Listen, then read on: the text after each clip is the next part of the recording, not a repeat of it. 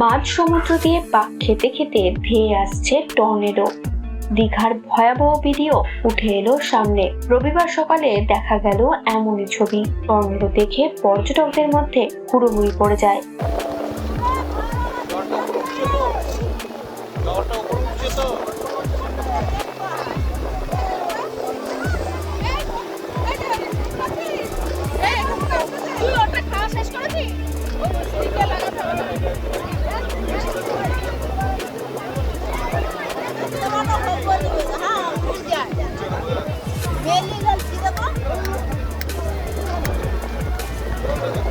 এই সময় ডিজিটাল